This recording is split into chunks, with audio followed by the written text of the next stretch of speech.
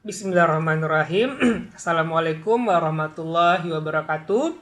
Kelas 5 Said bin Zaid, kita lanjutkan pelajaran kita yaitu tema 6 panas dan perpindahannya. Alhamdulillah kita sudah sampai kepada subtema yang ketiga, pengaruh kalor terhadap kehidupan. Nah, kali ini kita akan belajar tentang muatan bahasa Indonesia. Yang pertama, menyebutkan kata kunci dari teks eksplanasi pada media. Sumber informasi dapat berasal dari media cetak seperti buku, ensiklopedia, koran, majalah, dan buletin, atau media elektronik seperti buku elektronik atau e-book. Ingat, kita dapat mengingat informasi suatu teks dengan mengetahui kata kuncinya. Kata kunci adalah kata-kata yang penting dan sering muncul di dalam sebuah teks. Nah, kemudian menjelaskan informasi penting dari teks eksplanasi. Selain membaca dengan cermat, cara lain yang dapat dilakukan adalah dengan membuat pertanyaan.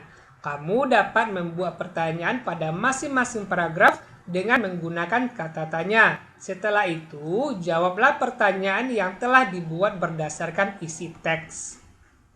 Kemudian, meringkas teks eksplanasi. Ringkasan adalah intisari dari suatu teks yang terdiri atas pokok pikiran tiap paragraf. Perhatikan langkah-langkah dalam membuat ringkasan berikut. 1. Bacalah teks dengan saksama. 2. Identifikasi pokok pikiran dari setiap paragraf. Yang 3. Tuliskan pokok pikiran yang kamu temukan menggunakan bahasamu sendiri. Gunakan bahasa yang baik dan benar. Rangkailah kalimat-kalimat pokok pikiran tersebut menjadi sebuah paragraf yang padu dan mudah dipahami. Yang terakhir, periksa kembali kata-kata yang belum sesuai dengan kosakata baku dan ejaan yang sesuai kaidah yang baik dan benar. Nah, kemudian menulis kembali informasi dari teks eksplanasi. Untuk dapat menuliskan kembali informasi teks, kamu perlu membaca dan memahami teks tersebut secara keseluruhan. Berikut langkah-langkah untuk menuliskan kembali isi teks. 1. Perhatikan judul dan tema dalam teks. Yang kedua, bacalah teks dengan saksama dan cermat. 3. Identifikasi pokok pikiran yang terkandung dalam tiap-tiap paragraf. Yang keempat, tuliskan kembali pokok pikiran tersebut menggunakan bahasamu sendiri sesuai kaidah penulisan yang benar. Yang kelima, gabungkan penulisan pokok pikiran tersebut menjadi paragraf yang baru. Nah, itu cara membuat informasi dari teks. Nah, selain itu, informasi yang disampaikan dapat ditulis dalam bentuk ringkasan ataupun bentuk cerita. Berikut langkah-langkah dalam menuliskan kembali informasi teks. 1. Perhatikan judul dan tema dalam teks. Yang kedua, tentukan gagasan pokok setiap paragraf dalam teks. Yang ketiga, kembangkan gagasan pokok menjadi sebuah cerita yang padu menggunakan bahasamu sendiri. Kemudian saat menuliskan kembali, perhatikan keruntutan informasi yang kamu peroleh. Artinya harus sistematis, harus berurutan gitu ya.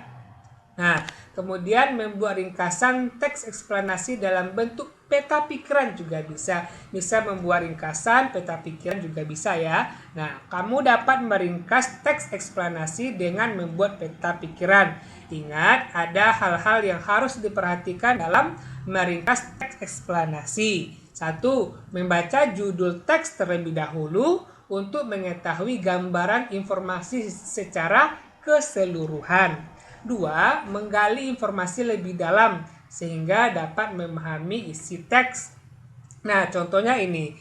Ada sebuah teks, panas matahari merupakan salah satu contoh kalor yang dapat dimanfaatkan dalam kehidupan manusia.